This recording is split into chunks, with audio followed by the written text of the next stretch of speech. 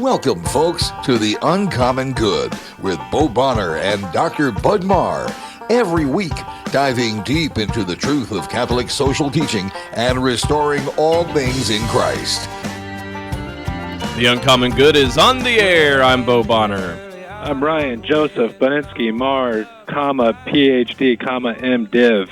And me and all of Bud's personalities are coming to you live through the Miracle of Technology Iowa Catholic Radio, Mercy One Live Up Studio. I'm over here in Des Moines, Iowa, in the middle of the country where literally half of everything is water. But I didn't have to drive a boat over here, so I'm good. Here in Des Moines, Director of Mission and Ministry at Mercy College of Health Sciences, and the Director of the Zeta Institute for Foundation, Ethics, and Leadership. You can find us mchs.edu and zetainstitute.com. Bud, what are you doing out there in Pittsburgh, and what is precipitation like in your neck of the woods? I am directing at the Newman Institute. We're national in scope, and you can find us at newmanstudies.org.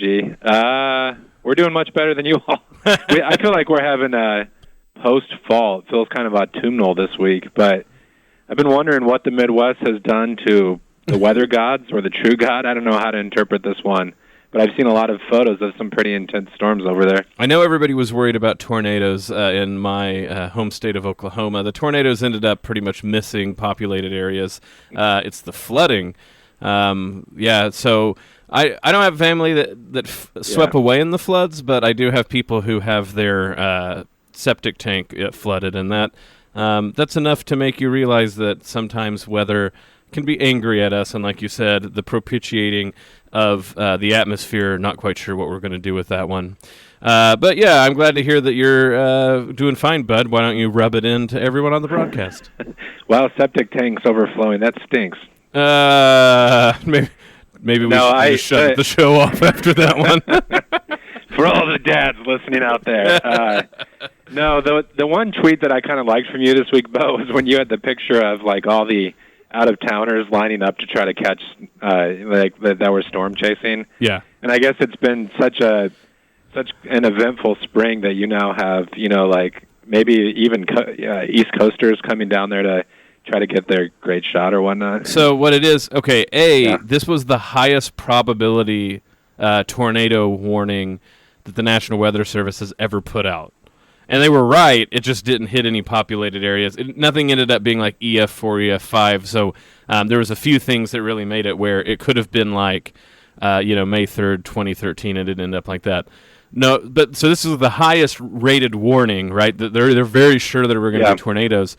So it's not just out-of-towners like random people from Connecticut. What I was getting on, that was like a professional meteorologist from Connecticut, and he was all getting mad because the locals were driving around, and I was like, I'm sorry, sir, but that's our God-given right to drive around and gawk at tornadoes because we live in Tornado Alley. So that was what I was getting at. Oh, I see how it went. Well, I was kind of disappointed you never responded to my comment about this looks like a classic scene from that great film about Oklahoma. Uh-oh. Sorry. Yeah, I didn't know if the tornadoes got you after you ran off. I'm just kind of doing somersaults in my office, and then. I hate the movie Twister. That's the problem, bud. Well, I was being sarcastic, because I loved in class how you'd always inform the students that it was kind of a ruse. If you're actually looking to get a glimpse of Oklahoma life and culture, don't go to the movie Twister. Yeah, and so the weird. Twister was my first date. Oh well. Congratulations. The weird connection is that they filmed the movie Twister outside of Waukeeta, Oklahoma, which is the church that I grew up going to was there. But in the final scene, which makes no sense, the sort of final action, all of a sudden they take a left, and what had been really flat red clay wheat fields all of a sudden turns into rolling, beautiful green cornfields because they filmed the very last of the movie in Iowa, weirdly enough. And so everybody in Oklahoma, when they saw this, started booing in the movie theater. But God was just planning out my life, Bud, that I'd be in Waukeeta, Oklahoma for a while, and I would end up here. And I've not booed ever since. Speaking of not booing about things in Iowa, we are brought to you, as always, by our wonderful sponsor, Mercy College of Health Sciences. We've started the 16-week courses already, 15-week courses. But the 12-week courses start next week for summer, so you can start fall, spring, or summer. And we have all sorts of degrees that are capable of different start times, different ways to set up certificates, all the way up to be bachelor's degrees. Some are all online, some are accelerated, and you can see all of them at mchs.edu. Yeah, I'm tackling a servant leadership section this summer, and it's always kind of exciting, to see what the students will be doing out in the community, and being at a place that fuses the academic pursuits with that sort of service learning. So pretty excited about that. So speaking of being excited, we have a guest on our show that I'm very excited about. So Charles Camosy, who, speaking of books that we've taught together, in bioethics, we used his book primarily about the issue. That book was called Beyond the Abortion Wars, and was very good at showing not only the other sides, but the other sides of the abortion debate in light of church teaching. Really brought a lot of students to think about things like they've never have before. But he has a new book out, Resisting Throwaway Culture, and we have him on the show today, and I'm very excited to get the chance to talk to him. The book is, I think, just a week old, so it's going to be a fantastic conversation. Yeah, he's one of the thinkers out there today that I just really respect. And like you said, the thing about Camosy is, I think in a very polarized society, it's tempting just to see people we disagree with as our enemy. And for Camosy, he's completely uncompromising in his principles, but he's able to identify often what those on the other side of the aisle, like what they're concerned about, and then track back towards, what Catholics believe and hold to about these things. So stick around, because after this break, we'll have Charles Camosy on the show, Resisting Throwaway Culture, How a Consistent Life Ethic Can Unite a Fractured People. This is The Uncommon Good, and we'll be back after this.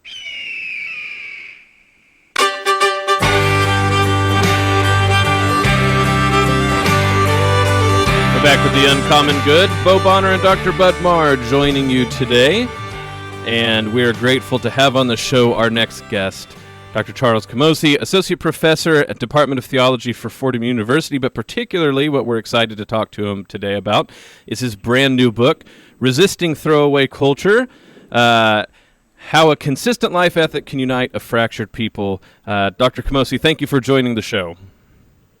Had lots of contact with you guys online. Great to actually be talking to you. This is great. Thanks for inviting me. Yeah, I have to admit that sometimes, we bash Twitter and technology and everything like this, but Twitter allows you to geek out, and when you finally get to talk to someone on the radio show that you look for a while, that you've followed for a while, it's pretty neat. So yeah, we've been waiting for this for a while. I don't know if we were talking about this at the very top of the show, that we've had the chance to teach another book of yours in our bioethics class that Bud and I have taught at one point, Beyond the Abortion Wars. And one of the things that we were always impressed with is that students who were, I don't know the best way to say this, who the context that they came from was to not be the best audience to hear the Catholic arguments about abortion, read your book and were able to maybe not come over to the Catholic side, but finally clear away enough brush to see it on its own accord. With your new book, it seems to me that you're trying to do something very similar, where we're clearing away the brush about left, right, or political center, and asking people to consider some of these basic arguments that Catholic social teaching puts out on their own accord, instead of having them mixed up in the vines of everything else. Yeah, it's amazing, isn't it, how often, instead of engaging facts and arguments and evidence, we retreat to our respective camps and point at the other one and say they're bad, they're evil. We don't really need to engage what they're saying. We don't need to explore whatever they're offering us. And we're victims of that too. Pro-lifers and Catholics are victims of that too. But a lot of people look at us and say, we already know what they think. We've established that they're bad. And if we can just, this modest proposal, right? If we can just engage each other as people and as full persons with dignity given by God, and engage them in solidarity and love as Jesus commanded us to, I think we'd end up in I know we'll end up in a very different place. So I'm heartened to hear that, at least in your classrooms, my stuff's been able to at least help facilitate that in some small way. Dr. Camosy, this is Bud Marr. Thanks for being on. Your book begins with a discussion of this polarization, and I'm curious, historically, do you think that our time is more polarized than in years past? I know in American history in the past, there's been some pretty strong arguments about core issues. And then, do you have any thoughts about? Well, obviously you do with the book. Moving forward, like is the idea to start a new political party to listen better to those across the aisle? I mean, how are you thinking through the kind of tribalism that you diagnose? Yeah, well, I don't know if this is what you had in mind, but obviously we were more polarized in the lead up to the Civil War and in post-Civil War Reconstruction. But at least if you look at Congress, we're now more polarized in Congress than at any time since post-Civil War Reconstruction. And the extremes have gotten more extreme on the right and the left, if you even want to use those terms. But what I'm at pains to show in the book is there's lots of reasons for hope. That 2/3 of people in the United States don't really strongly identify as right or left and are open to different points of view and are academics say kind of way too much. They are just completely culturally and politically exhausted from what's been going on for the last 40 years or so. So I actually am quite hopeful, especially with the young people who tend not to identify very strongly with political parties, that if we can do things differently now, if we can change our assumptions now, if we can create a new cultural imagination now, there's an opening to do things differently. Now, what that means, and that gets to your second question, doing things differently to me is not totally clear. It might end up being a new party. It might even, I was just thinking about this earlier this morning, it might even be getting back to a more U.S. Founders-esque type approach where they didn't even envision political parties playing the kind of role, or any role actually, much less the role they're playing now. So, my book is calling for a kind of wait and see approach. Let's dive down into what we value most fundamentally, and linger there for a while with prayer and thought and contemplation, and only then, after being moved by that, maybe start thinking about what that looks like concrete. I forget who I am absolutely plagiarizing this from, because I'm pretty sure the person I'm plagiarizing it from didn't even make it up. But I've heard theology is word care. We heard that a lot when Bud and I were out at Duke. And I start to think about this precisely with your book.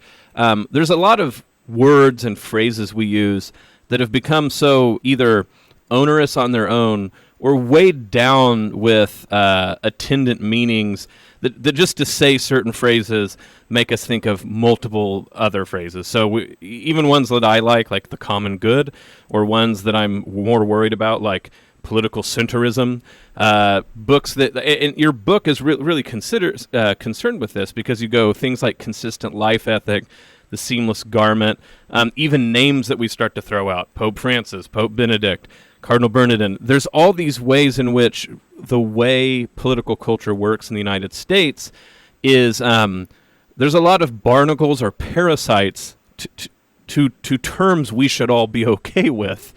And so it seems to me that the good work you're doing by making us slow down and ask very specific questions about, like you said, all of these issues, that people are actually more willing to hear new things for, if only we could talk about it in ways that it's not prepackaged. And it seems to me that that's what your book does a really good job of, and that's why I want people to read it and hopefully give it to people that they think are incapable of hearing the other side, because that's the difficult work ahead, is for us to convince people that words like the common good aren't the barnacles attached to it. Did you see, when you were writing this book, is that kind of what you kept running up against, is exactly this exhaustion of political language? Yeah, that's all very well said. I'm not sure I could add much to that. The one thing I would add is we really need to work hard together, I think, to maybe even in certain circumstances come up with new language. So it might not just be rescuing terms like the common good or social justice or pro-life. It may, in fact, be thinking about new ways of phrasing these ideas, or even coming up with slightly new ideas and new words to express those ideas. Because some are just so loaded with so much cultural and political meaning and baggage and barnacles, as you said, that it's tough to know what to do with them.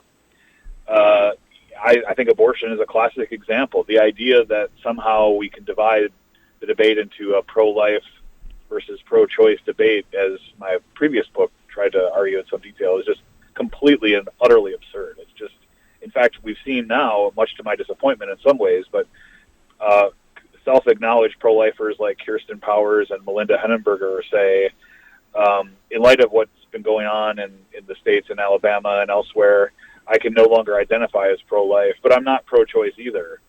So they don't really know what language, in fact, to use for themselves. And they've taken heat, obviously, from multiple sectors. But their particular example is indicative of a larger reality, which is we just don't have language available to us, actually, to capture the even like fairly rudimentary nuances of what people think about that issue. Yeah, I think building off some of what Bo was asking about, one thing I've been intrigued with by your work, Dr. Camosy, and I guess to provide some context for myself, I grew up in a very conservative context and how that term is used in America today. Most of my immediate relatives would have voted GOP, et cetera. But, one thing that I found challenging about your last book, Beyond the Abortion Wars, is that you show sometimes there can be blind spots in a given movement. And so I know this is painting with very broad strokes, but for instance, could you talk about maybe the way that, something like the Republican Party or someone who votes Republican, they can, in a lot of their rhetoric, talk about small government, but then when it comes to certain issues, approach it more from the perspective of autonomy and individual liberty. Are there ways that, shining a light on maybe even both sides of the divide, where we have these kind of blind spots or even sort of hypocrisies that prevent us from finding common ground? Yeah, I out myself as a solid Gen Xer in that book by analogizing to a Seinfeld episode, which my students tell me I can no longer use. I can't use my Seinfeld references. It's getting tough. Which is really, really disappointing. I got a lot of them. But I invoke the episode where George does the opposite and everything works out well for him. And this kind of is what, not kind of, it is what the parties do. So, at least from my perspective, we have the party of small government stay out of my life, privacy. No one should come between a private transaction between someone and their doctor. That's a private area that government ought to stay out of, except on abortion where they do the opposite. Say, well, no, like this government needs to play an active role in securing justice for the most vulnerable, especially when they're threatened by violence. There's a terrible history, in fact, of just letting doctors and patients do whatever they want, especially in the developed West over the last 150 years. We need to be very careful about just having this zone of autonomy that doesn't have concern for the vulnerable at its core. On the other hand, you have another party that claims to stand for social justice, for equal protection of the law, that is on the side of the voiceless, and that energetic government is necessary for that. Sounding quite like libertarian Republicans. Government, stay out of my life. No one should come between a patient and their doctor. This is judge not. Like let people make their own decisions about this. And so that's starting to change, I think, with maybe it's me looking with rose-colored glasses. I think people who are generally younger today don't fit as easily into that left-right small government binary. In fact, it's not even clear to me what life right or left actually means today, given we have a president that is ostensibly right, but is at odds with a lot of small government kind of philosophies and approaches. And I find this to actually be a hopeful thing. But for at least I don't know, the last two generations or so, Gen X and my parents' generation, baby boomers, this was largely incoherence in the debate, which I found incredibly frustrating. But again, given that there's a new thing happening, which we aren't quite sure what it is, I'm hopeful that maybe we can address that incoherence. Well, and that was a talking shop sort of question that I had in mind that I think might illuminate some of how this comes out in your life. You're teaching students, you're giving these talks. I know that a very early working title for this book, because we were talking about getting you to come to Des Moines a few years ago, but I should already tell people we're going to have you come next year, so 2020, watch out, everyone. You had the name Pro-Life 3.0, I think is what you said. And I guess the reason I'm bringing that up is to say, so where did you get this idea about formatting the book the way you did? Is this, I've been teaching students this way, and I found out that if I drill down to these specific topics and talk about them specifically, but then string the resisting throwaway culture, that's what appeals to people? Is this something that it was, you're out on the road and the concerns you heard back from people? I'm really interested because one of the things I want to praise about your book is it seems well crafted to try to make the point that it makes. A lot of books will come up with an idea and you're like, okay, well now they're just listing off every idea that they're thinking of. But the way that you make signposts throughout the book about how all these things are connected, it seems like this has been on your mind for a while. Yeah. Since I've had the idea for this book, I've actually published 2 other books. So it's actually been a long time, at least for me, in the making, about 7 or 8 years. I still like the phrase pro-life 3.0. That harkens back to what I think of as, anyway, the beginnings of the pro-life movement, which were actually very complicated and interestingly connected to the anti-Vietnam War movement. There's a great book by Daniel K. Williams called Defenders of the Unborn. He's a historian where he documents some of this, which I recommend to your listeners. But then after that, I think, leading up to the moral majority and the election of Reagan, there is a second wave, as it were, which is maybe 2.0. And I think I hope we're on the verge of something like 3.0, where there's just a new generation. The kinds of questions from the first 2 are not the questions that people are asking today. People are different. But I guess I chose the title I did because, at least in my experience, and I'd be interested to know what you think if and when you suggest a title to people, what their reactions are. Many people get what I'm talking about when I talk about throwaway culture, even if they don't really even if they haven't thought about it with regard to certain kinds of issues and maybe even disagree about the way I apply it. They get the concept. So they understand that we live in a hyper-consumerist culture in which things and even people get thrown away and discarded like so much trash, not honoring its true value. And then once we get there, once we can establish that, and that is the framework, that is the vision, that is the kind of frame of the imagination, then I think so many other things can follow from that. You can take somebody who identifies as quote unquote liberal or of the left and say, well, can you see how the concern you have about disabled people getting thrown away in our culture actually works in abortion and euthanasia and assisted suicide?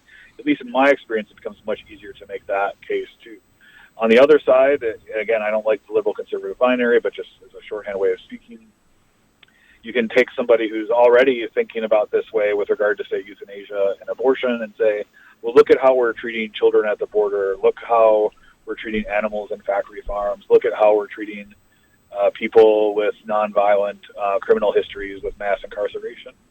And suddenly there's a new frame, a new organizing principle for thinking about these issues that transcends this artificial liberal conservative binary from the 70s and helps people think in a new way. So I really wanted to highlight throwaway culture, and I wanted to highlight consistent life ethic as connected to that. So that's in the subtitle. And then I wanted to highlight that we have a fractured culture that we're, in some ways this is trying to address.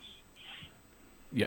I think that the reason that works so well is, what was her name? Is it Marie? It's the condo lady who is telling everybody to throw away everything unless it brings them joy. Well, yeah. So this is interesting, right? Because that's a really middle to upper class thing, right? Is minimalism. You'll go into a house, and that's sort of the reigning paradigm. You can show your affluence by how little stuff you have. You go to the working class homes or less, and I'm including my junky house. It's like, why do we keep all this stuff? And there's this really weird old nascent idea well, you might need it. But both of these, even though they sort of skew in different ways, the reason I think people will respond is because everybody knows there's just a lot of junk and we don't know what to do with it. And so when you take that sort of material reality and start to see that we're doing that with people and humans and the environment and, homes and animals and everything like that, that this obviously is in everybody's mind. Do I throw all my junk away? Do I hoard it? What do I do? And then we start to apply that to how are we doing that with people in our lives. So I think that you're on to something that can appeal to both people. And first, really quickly, it's Pope Francis made the phrase famous, at least in my world. I didn't even hear about it before him. But second of all, I think just to build on your last point, this general sense people have also that it's a social structure that they don't really know, like they don't quite feel totally helpless, but something close to totally helpless to address, and they feel caught, and that this is a big thing that's structural, that's not really even necessarily about their individual choices really at the end of the day, that it's a cultural thing. And so that's why I think it's that inchoate sense that they have, again, opens doors that otherwise would stay shut.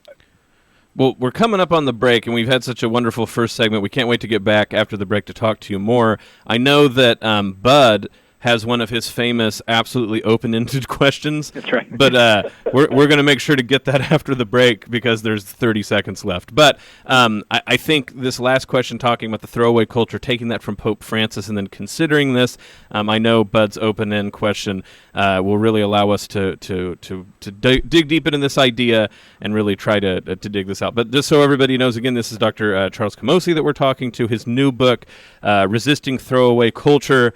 You guys just need to make sure to go buy it. It's out now. And when we get back from the break, we'll talk more with Dr. Camosy. This is The Uncommon Good. For Bud Marr, we'll be back after these messages.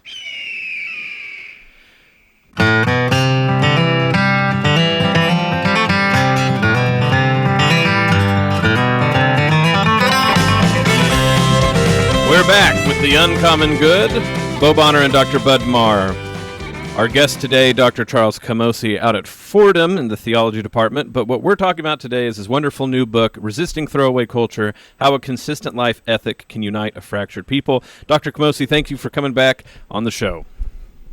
It's great to be with you. So, again, I just want to throw out something else that you did that I find very ethically pleasing, which is you sent the show a preview copy that I got to read, and I want to tell everyone that I will always take your books to pre-review. So thank you very much for doing that, Dr. Camosy. But, all right, Bud, I know that you've been waiting on the gate with your open-ended question, so let's see if you got a 20-minute question in there. Well, just by way of history, there have been times with guests that I ask this just epic question about 30 seconds before the break. It's always very awkward. So that was a strategic move by Bo to intervene. I guess what I have in mind, Dr. Camosy, is I've talked to Catholics, and sometimes I've met people who are concerned about the language of seamless garment, which I don't know if you use in the book, but you use the term in your title, consistent ethic of life. And the concern that I hear is, like, is this a way to downplay the urgency of our resistance to abortion? So you'll meet, of course, Christians and Catholics who say this is a different kind of issue where the stakes are so high that they sometimes worry that if you bring in language like consistent ethic of life, the practical result will be like, oh, we'll be less concerned about this central issue. So I guess to give it a kind of a positive spin, what kind of cachet do you think a consistent life ethic provides for us that you couldn't get by saying just simply pro-life?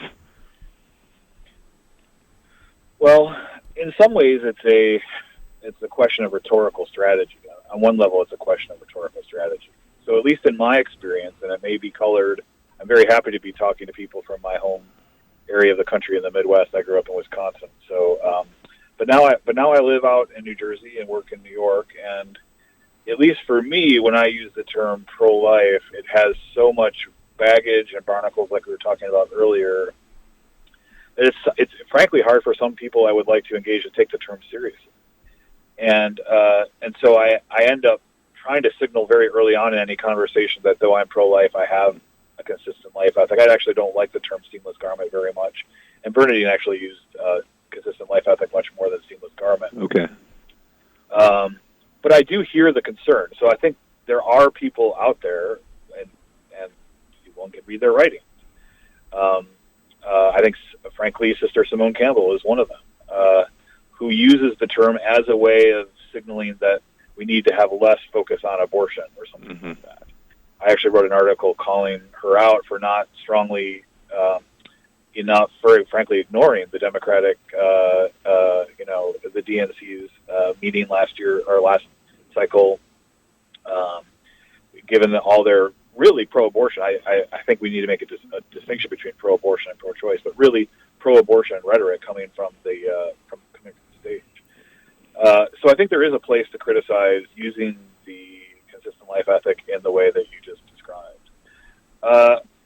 But that's not the way the church uses it. So the USCCB, for instance, if you go on their website and look at their page for pro-life, the consistent life ethic is at the heart of what they're talking about.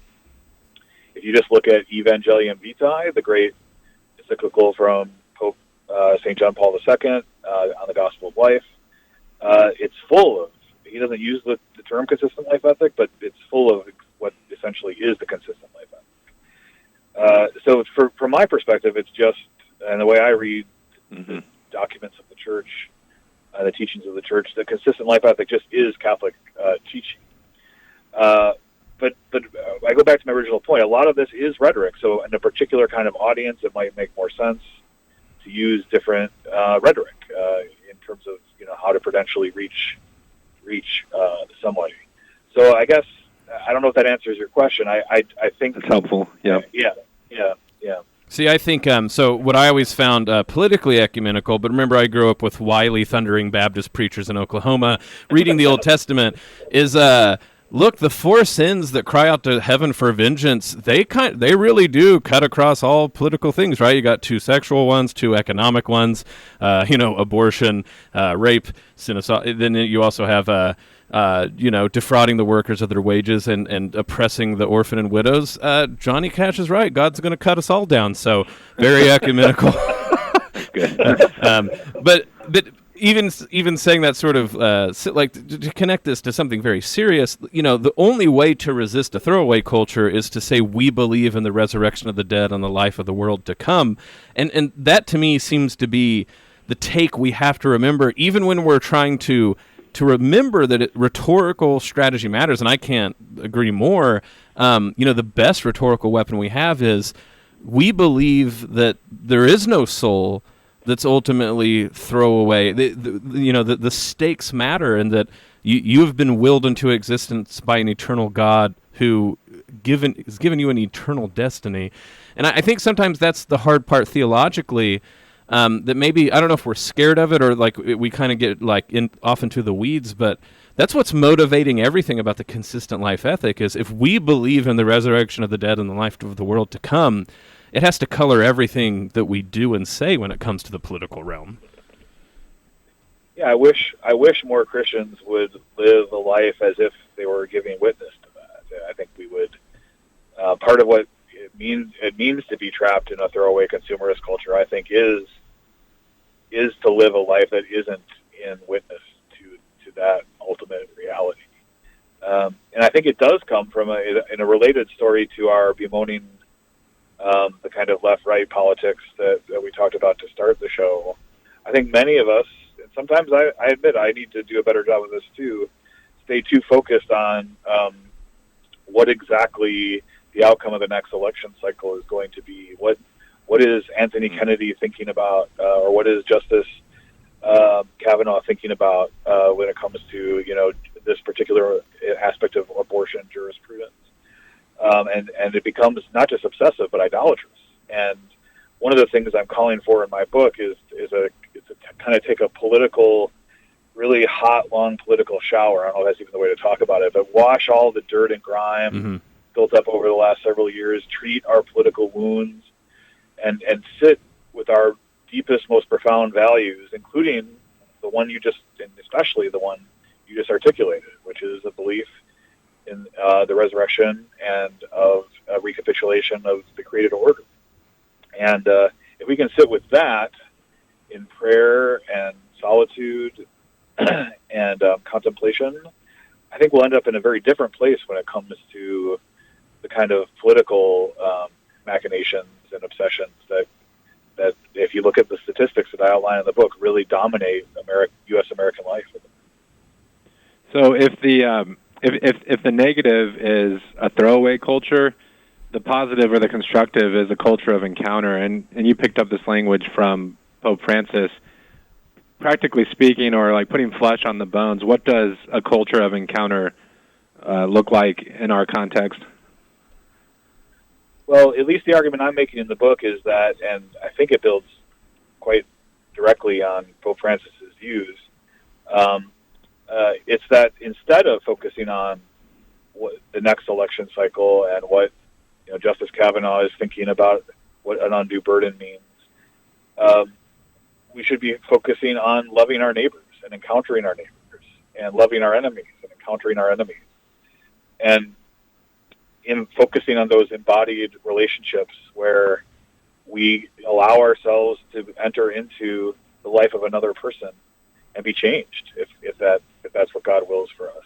And I think I employ a kind of parallel value along with encounter, and invoke Pope Francis's understanding of hospitality right along with it. I think they're two peas in a pod, and not just show hospitality in the sense of welcoming people into our homes, though I think that's an important thing to do in some ways, but to show hospitality in multiple ways, not just with regard to physical space, but like people's ideas, their very presence.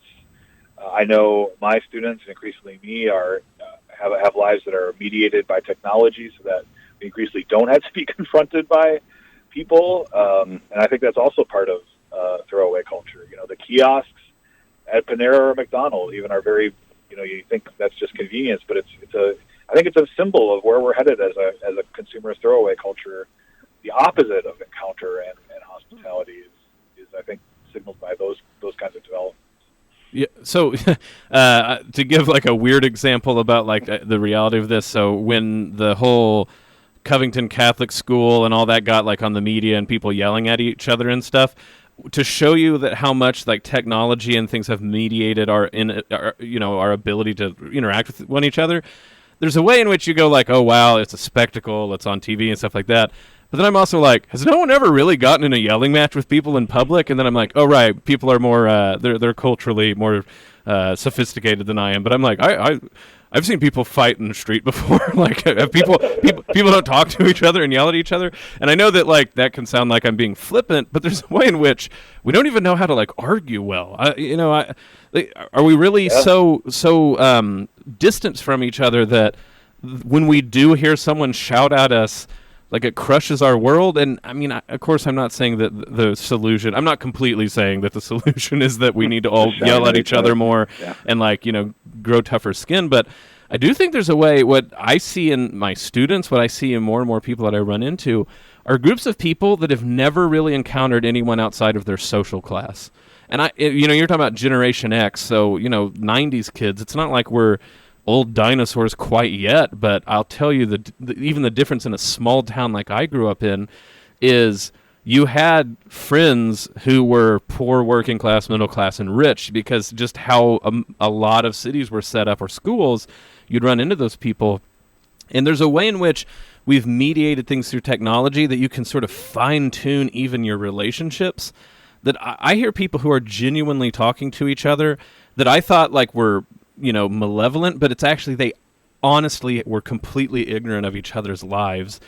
And so I think that, I don't know, you guys tell me, is that something we're all running into as well? Is that one of the baseline problems, is it's hard to talk about encounter when people have so little practice encountering people different than them?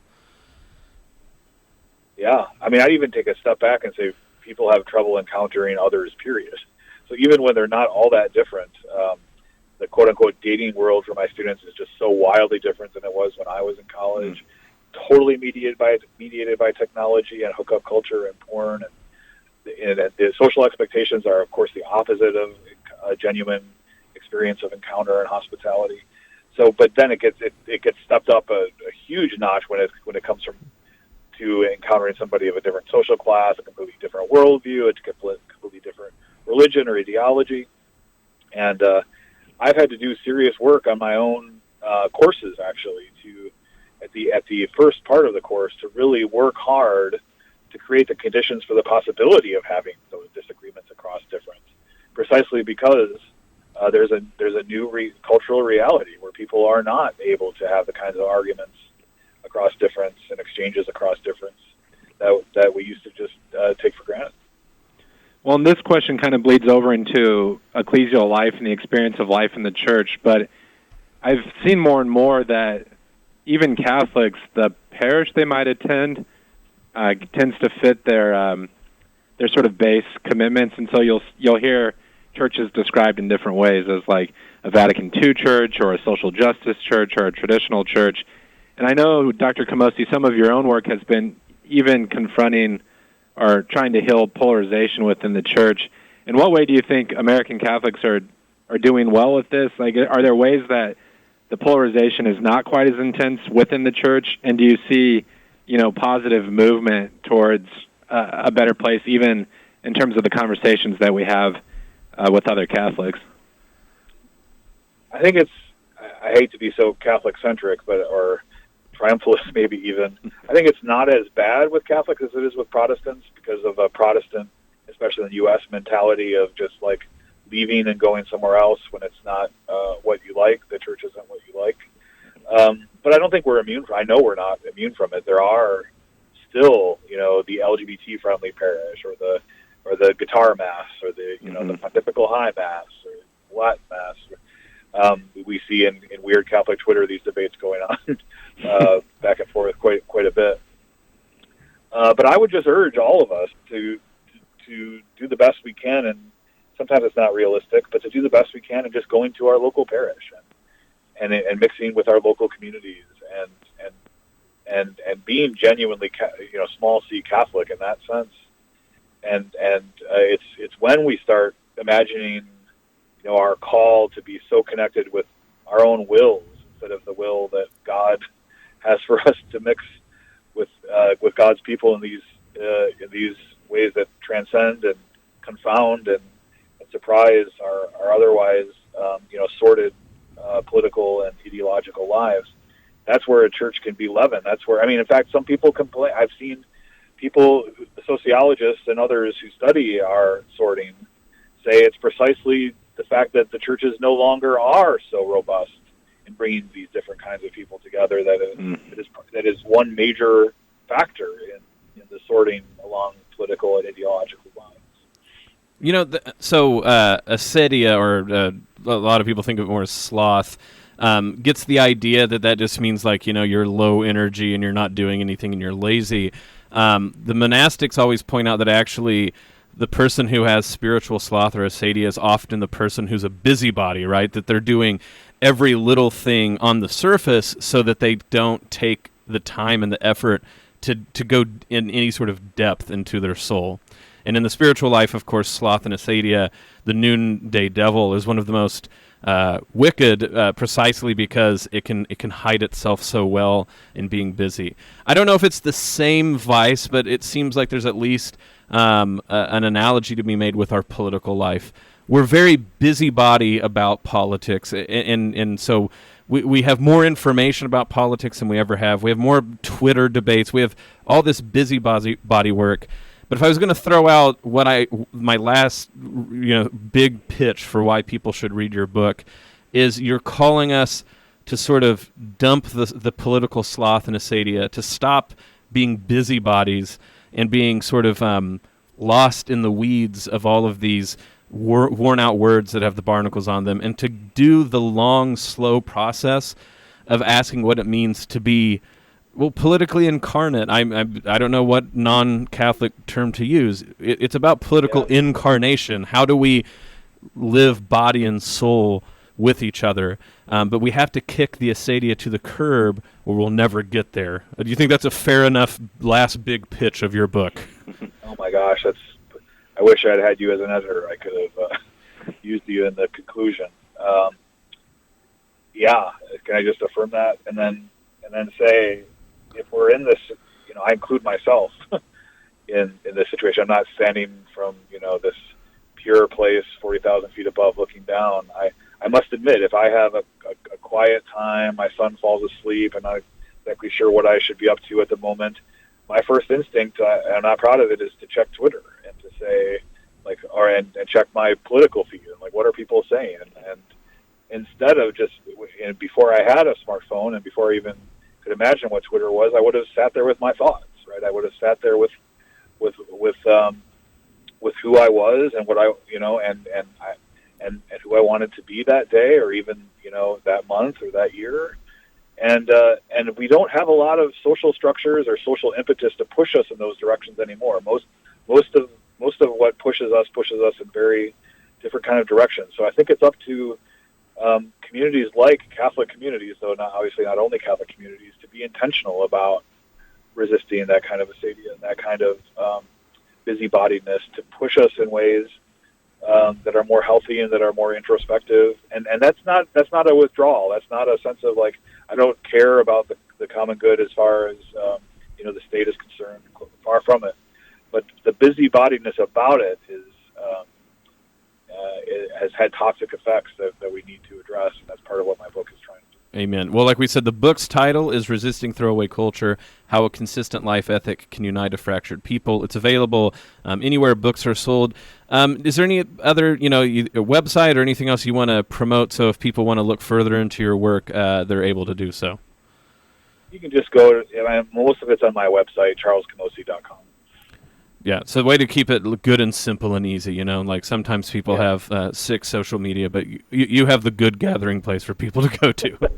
Well, I can't tell you how much it's been, this has been something that Bud and I have been hoping to arrange for a while, so it's an honor for to have you on the show, and it's been a great conversation.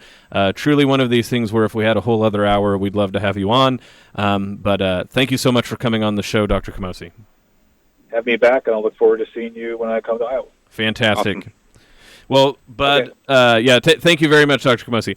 Bud, we got to dork out on that one. That's not very fair. I think other people, they do all sorts of things in their lives, and very few of them get to have someone on to talk about books that they've liked for a while. Yeah, that's one of my favorite parts of hosting the show. I think about having on Liz Brunig or Bill Kavanaugh, Dr. Camosy today. It's just a real, like you said, a chance for us to geek out, and a privilege to have on, such great Catholic thinkers. So thank you all for joining us in our geekery, and if you're a geek too, we appreciate you coming along for the ride. So this is The Uncommon Good. May Jesus Christ, the Prince of Peace, reign in our hearts, in our families, our city, our state, our nation, hemisphere, entire world, solar system, galaxy, the whole kit and caboodle. This is The Uncommon Good, and we'll be back next week. The Uncommon Good with Bo Bonner and Dr. Bud Marr is heard every week on wonderful Catholic stations like this one, and anytime on podcast. Just search for The Uncommon Good.